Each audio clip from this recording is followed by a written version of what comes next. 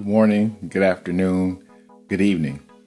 It's Ray here again with more wisdom on Wednesday. We're excited that you're here with us, and I'm going to let you know how excited I am by giving you a round of applause. Thanks for hanging out with me over the last couple of weeks. We really appreciate your support. We appreciate you listening to a nobody who's trying to tell somebody about somebody who's able to do something for everybody. And I'm grateful that you took time out your day to spend time with me today. Now, wisdom are one of those things that everybody talks about. Wisdom is one of those things that usually allows you to enter into rooms because you have something that everyone has, everybody is looking for. You have something that people can use. Wisdom can be used in all facets of life. But today, I really want to talk to you about the importance of setting boundaries.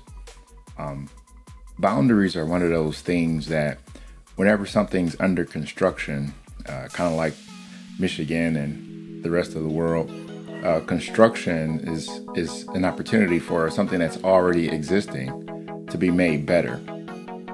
So when something's under construction, it's important for the engineers to mark off all the sensitive areas that could possibly cause damage, or that could possibly cause damage to other people coming in contact with the road that's under construction. The wisdom aspect of life that I want you to think about today, or to focus on, is imagine your life is still under construction. There's things that we all are still learning in being parents. We're all learning and being constructed to be better spouses, to be better children, to be brothers, sisters, cousins, and the like. But while we're under construction, there's some very sensitive areas about our lives, very sensitive information that is very crucial, that we have to have the proper boundaries in our lives to make certain that people who aren't as, what's the best word to say, careful with sensitive information, that you have to make sure that you guard your heart.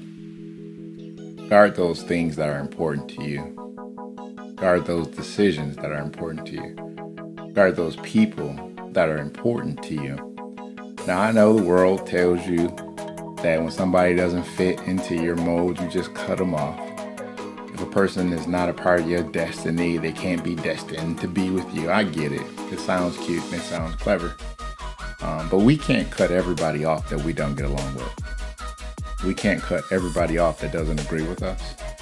We can't cut everybody off that is not as mature as we would like them to be at this current state in their lives. But what you could do, versus cutting people off totally, is that you can start setting boundaries in your life. You see, when I took my son to a Detroit Pistons game a few years ago, he and I purchased tickets prior to going to the game, prior to showing up, prior to parking, prior to entering in the arena. But once we got into the arena, the ticket stub said where our seats were located. And because I bought the tickets for both of us, we were able to sit next to each other. Now stay with me, it's not a rabbit hole story, but I think it'll help this metaphor. We were assigned seats in that arena. Every person in that arena was in the exact same arena. But there were certain people that made a larger investment that were able to sit closer to the actual event. You see, friends, the people that you allow the closest to your boundaries are the people who have offered up the most investment into your life. And just because other people that are in the arena of your life haven't offered up as much investment as the current people close to you, doesn't mean that they're not valuable somehow. That's the easy button. The easy button is for us if a person doesn't agree, if a person doesn't vote like us, if a person doesn't agree with us, we just kick them out of the stadium of our lives altogether. But the important part about boundaries is that boundaries are only in place to make certain that the people that come near them respect the boundaries. They respect what's on the other side of the boundary. They respect the process of the boundary.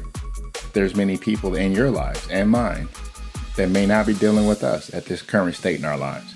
We may not be as mature for them in their lives, and they may have hit the cutoff button on us. That's unfortunate. But if you have the power to restore a relationship, if you have the power to somehow allow somebody in the nosebleed sections of your life, if you will, maybe they're at a space in their life where they've got too much going on. They can't be the friend to you that you want them to be. Maybe they've got so much going on that they can't invest into your life the way that you believe they should be at this particular time. But don't kick them out of the arena of your life. Because you see, if you allow them to stay in the arena, I also have a story to tell that my son and I, we purchased tickets that some people will call nosebleed, but we were in the arena. But as our team started losing, people who had made larger investments knew that they would be bad, and they had given up on that particular game that season. So they gave up their seats. You see where this story is going? So we were in the arena, and we took an opportunity of somebody else giving up the seats that they had already invested in. So we were able to take seats that were already purchased. And after it was halftime, it didn't matter to the ushers. They weren't going to run us away because the game was almost over. But the game is not over in your life. There are people that should be still in your arena. There are people that should still be in your lives. And just because they're not available for what you need right now doesn't mean that they won't be available very soon.